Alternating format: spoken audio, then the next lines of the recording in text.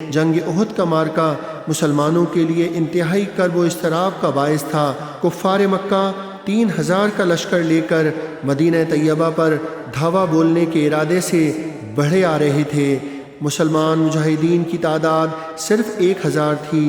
مدینہ کی چھوٹی سی بستی سے اس سے زیادہ جنگجو افراد کا ملنا ممکن نہ تھا۔ ان میں سے 300 عبداللہ ابن ابی کے حواری تھے۔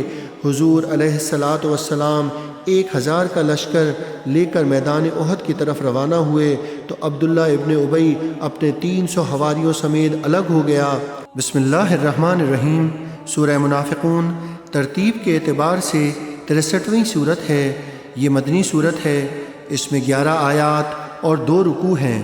پہلی آیت کی ابتدا میں المنافقون کا لفظ ہے، نیز اس سورہ میں منافقین کے احوال ہی بیان کیے گئے ہیں، اسی لیے اس کا نام المنافقون رکھا گیا ہے۔ اس واقعے کے اسباب کو پوری طرح سمجھنے کے لیے ہمیں فتنہ نفاق کی تاریخ کا مطالعہ کرنا پڑے گا، تب ہی ہم اس واقعے کی سنگینی کا صحیح اندازہ لگا سکتے ہیں۔ یثرب میں 2 قبیلے اوس اور خزرج آباد تھے۔ ان میں دیرینہ رنجشیں اور رقابتیں تھیں جو معمولی بات پر جنگ کے شعلوں میں بدل جاتیں، اور جب ایک مرتبہ جنگ کے شعلے بھڑک اٹھتے تو پھر برسوں بجھنے کا نام نہ لیتے۔ مسلسل خانہ جنگی کے باعث دونوں قبیلے کمزور ہو گئے تھے۔ صلح و امن میں زندگی بسر کرنے کی خواہش ان کے دلوں میں چٹکیاں لینے لگی تھیں، لیکن ان میں سے کوئی ایسی شخصیت نہ تھی جو دونوں قبیلوں کے لیے قابل قبول ہو۔ آخر کار عبداللہ ابن ابی جو خزرجی تھا، وہ ایک ایسے قائد کی حیثیت سے ابھرا جس کی قیادت میں دونوں قبیلے متفق ہو گئے۔ اس کی تاج پوشی کی رسم ادا ہونے والی تھی۔ اس کے لیے تاج سونار کے پاس بن رہا تھا۔ اسی اثنا میں یثرب کی فضا میں اسلام کے اثرات بڑی قوت سے نمودار ہونے لگے۔ عقبہ اولیٰ میں چند یثربی مشرف با اسلام ہوئے۔ واپس آ کر انہوں نے بڑی گرم جوشی سے اسلام کی تبلیغ شروع کی۔ دوسرے سال اسی موقع پر دونوں قبیلوں کے 75 افراد مکہ پہنچے اور حضور علیہ السلام کے دست حق پرست پر اسلام کی بیعت کی۔ ان میں سے حضرت عباس ابن عبادہ بن نسلہ انصاری بھی تھے۔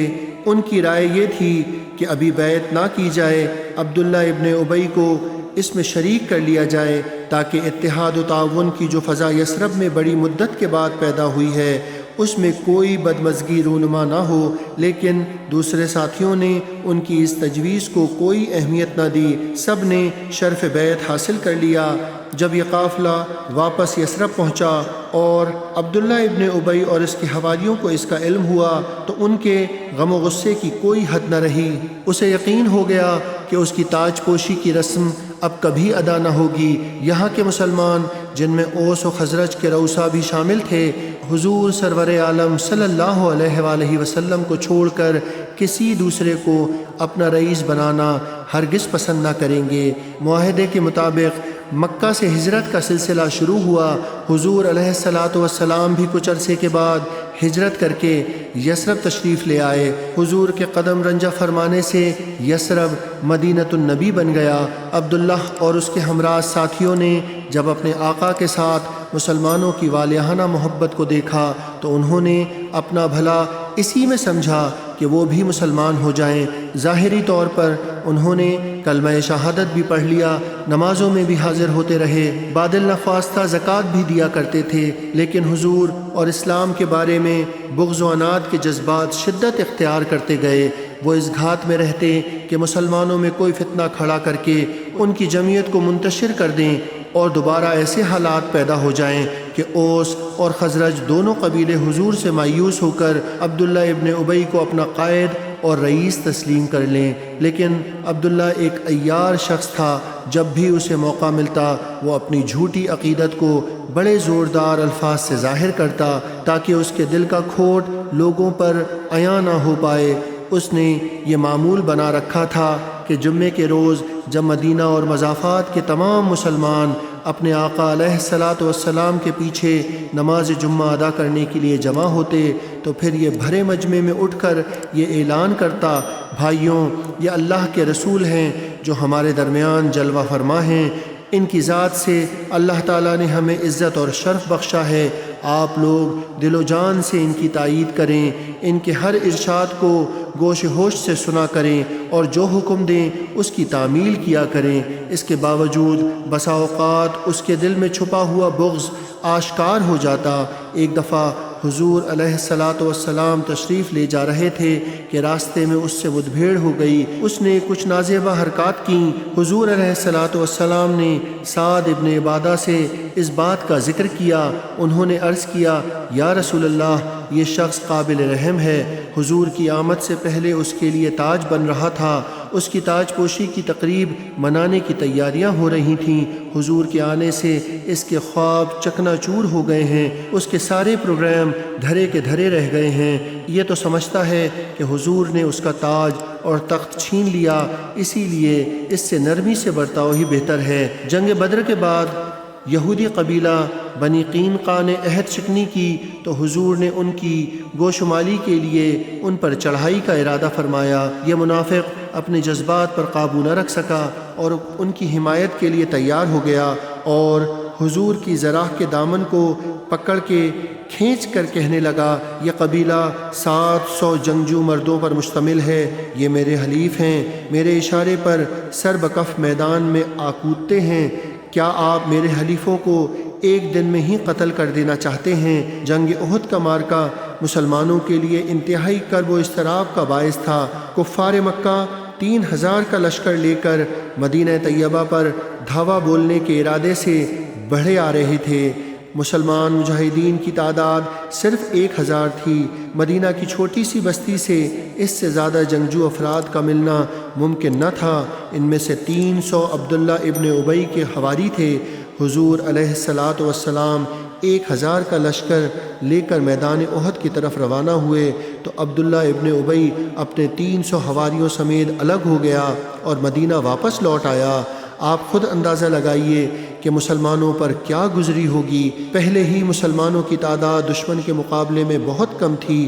عین لڑائی کے وقت 300 ساتھیوں کا الگ ہو جانا مسلمانوں کے صبر و شکیب کی بڑی سخت آزمائش تھی، لیکن اس ظالم کو ایسی بے وفائی سے ذرا شرم نہ آئی۔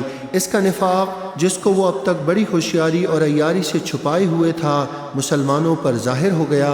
جنگ احد کے بعد نماز جمعہ کے لیے لوگ مسجد میں جمع ہوئے تو حسب معمول اس نے وہی جملے دہرانے چاہے جو ہر جمعے کو وہ دہرایا کرتا تھا، تو ایک مسلمان نے اسے جھڑک کر کہا، کم بخت بیٹھ جاؤ، تمہیں ایسی باتیں اب زیب نہیں دیتی۔ اس نے اس چیز کو اپنی توہین خیال کیا اور بڑبڑاتا ہوا لوگوں کے سروں سے پھلانگتا ہوا مسجد سے نکل گیا۔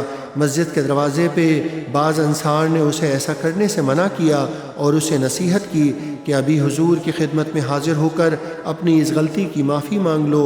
وہ بگڑ کر بولا، میں ان سے معافی مانگنے کے لیے ہرگز تیار نہیں۔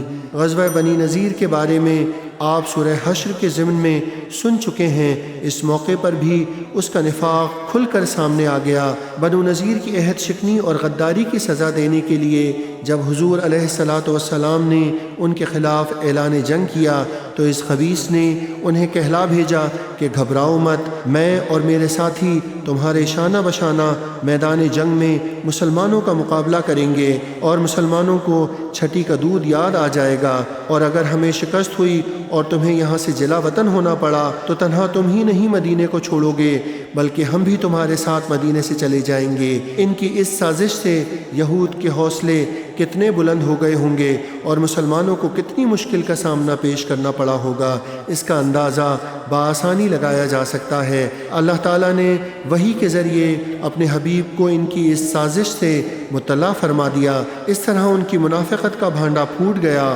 یہی حالات تھے جب غزوہ بنی مصطلق کی نوبت پیش آئی اور دوسرے اہل ایمان کے ساتھ عبداللہ اور اس کے لوگوں کو بھی شرکت کا موقع مل گیا۔ اس سفر کے دوران میں رئیس المنافقین عبداللہ ابن ابی نے مسلمانوں پر 2 ایسے مہلک وار کیے کہ اگر اللہ تعالیٰ کا خاص لطف و کرم مسلمانوں کی دستگیری نہ فرماتا تو مسلمان ان مہلک واروں سے جابر نہ ہو سکتے تھے۔ ایک واقعہ افق ہے اور دوسرا یہ واقعہ جس کی تفصیل اب پیش خدمت کی جا رہی ہے۔ بنو مستلق کا قبیلہ قدیہ کی سمت میں ساحل سمندر کے قریب آباد تھا۔ حضور صلی اللہ علیہ وآلہ وسلم کو اطلاع ملی کہ اس کا سردار حارث ابن زرار اپنے قبیلے کے جنگجو سرداروں کو مسلمانوں پر حملہ کرنے کے لیے حضور علیہ الصلاۃ والسلام نے چند صحابہ کرام کو اپنا نائب مقرر فرمایا اور خود بنی مستلق کی سرکوبی کے لیے روانہ ہوئے۔ مریسے کے مقام پہ کنویں کے قریب دونوں لشکروں میں سخت لڑائی ہوئی۔ اللہ تعالیٰ کی نصرت سے مسلمانوں کو فتح ہوئی اور بنو مستلق شکست کھا کر وہاں سے بھاگ گئے۔ بہت سا مال غنیمت مسلمانوں کے ہاتھ آیا۔ فتح کے بعد حضور نے چند روز اسی جگہ قیام فرمایا۔ مسلمان مجاہد جنگ کی تھکاوٹ دور کر لیں اور واپسی کے سفر سے پہلے تازہ دم ہو جائیں۔ اسی اثنا میں ایک خطرناک واقعہ رونما ہوا۔ حضرت عمر رضی اللہ تعالیٰ عنہ جہجہ ابن مسعود غفاری کو بطور خدمتگار اپنے ہمراہ لے گئے تھے تاکہ آپ کے گھوڑے کی دیکھ بھال کرے۔ جہجہ کنویں پر پانی لینے کے لیے گئے تو ان کا ایک شخص سنان سے پانی بھرنے پر جھگڑا ہو گیا۔ بات بڑھ گئی اور ہاتھا پائی تک نوبت جا پہنچی۔ جہجہ کی ایک ضرب سے سنان کو زخم آ گیا اور خون بہنے لگا۔ اس نے زمانہ جاہلیت کے دستور کے مطابق زور سے پکارا، اے انصار میری مدد کو پہنچو، چونکہ اس کا قبیلہ انصار کا حلیف تھا۔ جہجہ نے اپنے بچاؤ کے لیے اے مہاجرین میری مدد کو پہنچو کا نعرہ بلند کیا۔ دونوں طرف سے لوگ ہتھیار لیے ہوئے اپنے اپنے ساتھیوں کی مدد کو پہنچ گئے۔ قریب تھا کہ مسلمانوں کے دو گروہوں میں جنگ چھڑ جاتی اور بنی مستلق پر انہیں جو فتح حاصل ہوئی تھی وہ شکست میں تبدیل ہو جاتی۔ حضور نبی کریم صلی اللہ علیہ وآلہ وسلم اپنے خیمے سے تشریف لے آئے اور دونوں فریقوں کو مخاطب کر کے فرمایا، یہ تم نے جاہلیت کے نعرے لگانے کیسے شروع کر دیے؟ اسلام قبول کرنے کے بعد جاہلیت کی پکار بڑی بری بات ہے۔ حضور علیہ الصلاۃ والسلام کی مداخلت سے فتنہ و فساد کے بھڑکتے ہوئے شعلے سرد ہو گئے۔ سنان نے جہاجہ کو معاف کر دیا اور معاملہ رفع دفع ہو گیا۔ منافقین اس واقعے سے بہت خوش تھے۔ یکا یک یہ آگ بجھ گئی تو ان کے دلوں میں حسد کی جو چنگاریاں سلگ رہی تھیں وہ بھڑک اٹھیں۔ ایک ایک کر کے عبداللہ کے پاس پہنچے اور اس پر برس پڑے کہ تو نے اس موقع پر ہماری کوئی امداد نہیں کی۔ ہماری وہ توقعات جو ہم نے تم سے وابستہ کر رکھی تھیں ان پر تم نے پانی پھیر دیا۔ وہ پہلے ہی غصے سے بھرا بیٹھا تھا۔ ان کا یہ طعنہ سن کر وہ پھٹ پڑا اور کہنے لگا، یہ سب تمہارے اعمال کا پھل ہے، اب اسے چکھو۔ تم نے ان مہاجرین کو آنکھوں پر بٹھایا، ان کے لیے اپنے گھروں کے دروازے کھول دیے، ان کے قدموں میں دولت کے ڈھیر لگا دیے۔ اب وہ اپنے پاؤں پر کھڑے ہو گئے ہیں تو ہمیں گھورنے لگے ہیں۔ اگر تم ان لوگوں کو اپنا بچا کچا کھانا دینا بند کر دو تو 2 دن میں ان کے دماغ درست ہو جائیں گے اور بھوک سے تنگ آ کر ان کا ساتھ چھوڑ دیں گے۔ مجھے مدینہ واپس جانے دو، پھر تم تماشا دیکھنا۔ حضرت زید ابن ارقم بھی اس مجلس میں موجود تھے۔ یا رائے ضبط نہ رہا، تڑاک سے بولے، بخدا تو ذلیل ہے، تو قلیل ہے، تو اپنی قوم میں مبعوث ہے اور ہمارے آقا محمد صلی اللہ علیہ وآلہ وسلم کو خداوند رحمان نے عزتیں بخشی ہیں اور اہل ایمان ان سے والہانہ محبت کرتے ہیں۔ ابن ابی بولا، خاموش ہو جاؤ، میں تو یوں ہی مذاق کر رہا تھا۔ حضرت زید غصے سے کانپتے ہوئے بارگاہ رسالت میں پہنچے اور سارا واقعہ کہہ سنایا۔ حضور کو یہ سن کر بڑی تکلیف ہوئی، رخ انور کا رنگ بدل گیا۔ بات ٹالنے کے لیے حضور نے فرمایا، اے نوجوان، شاید تم اس بارے میں غلط بیانی سے کام لے رہے ہو، شاید تمہیں شبہ ہوا ہے، شاید تمہارے کانوں نے سننے میں غلطی کی ہو۔ ہر بار زید نے فرمایا، اے اللہ کے رسول، میں صحیح عرض کر رہا ہوں۔ سارے لشکر میں یہ بات پھیل گئی۔ انصار کے ایک گروہ نے بھی زید کو ملامت کرنا شروع کی۔ حضرت زید نے کہا، بخدا جو میں نے اپنے کانوں سے سنا وہی بتایا ہے۔ حضرت عمر رضی اللہ تعالیٰ عنہ کو علم ہوا تو خدمت اقدس میں حاضر ہوئے، عرض کیا، میرے آقا مجھے اجازت دیجیے میں اس منافق کی گردن اڑا دوں۔ اگر میرا اس کو قتل کرنا مصلحت کے خلاف ہے تو خود انصار میں سے معاذ ابن جبل یا عباد ابن بشر یا سعد ابن معاذ یا محمد ابن مسلمہ کو حکم فرمائیے کہ وہ اس کا سر قلم کر دیں۔ اللہ کے محبوب نے فرمایا ایسا نہ کرو، لوگ کہیں گے کہ محمد اپنے ساتھیوں کو قتل کر رہے ہیں۔ اس کے بعد حضور نے فوراً کوچ کا حکم دیا اور 30 گھنٹے تک لگاتار سفر جاری رہا، نہ رات کا آرام نہ دن کا قیلولہ۔ لوگ تھک کر چور ہو گئے۔ جب حضور نبی کریم صلی اللہ علیہ وآلہ وسلم نے ایک جگہ قیام فرمایا تو لوگ سواریوں سے اترتے ہی زمین پر لیٹ گئے اور گہری نیند سو گئے۔ مقصد یہ تھا کہ مریسے کے کنویں پر جو سانحہ ہوا لوگوں کی توجہ اس طرف سے ہٹ جائے۔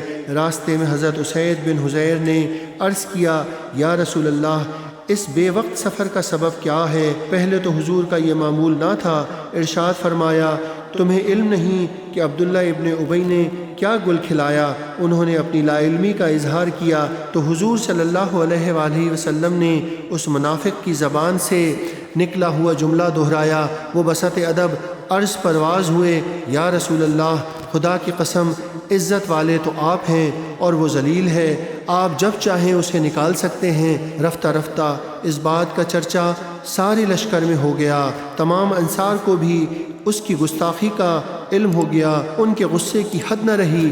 بعض لوگوں نے ازراہ خیر خواہی عبداللہ کو کہا جاؤ حضور کی خدمت میں حاضر ہو کر معافی مانگ لو، حضور کریم ہیں، تیری خطا بخش دیں گے۔ وہ بے حیا جھٹ سے بولا تم نے کہا ان پر ایمان لے آؤ، میں ایمان لے آیا۔ تم نے کہا اپنے مال کی زکوٰۃ دو، میں نے تمہاری یہ بات بھی مان لی اور زکوٰۃ دیتا رہا، اب بس یہ کسر رہ گئی ہے۔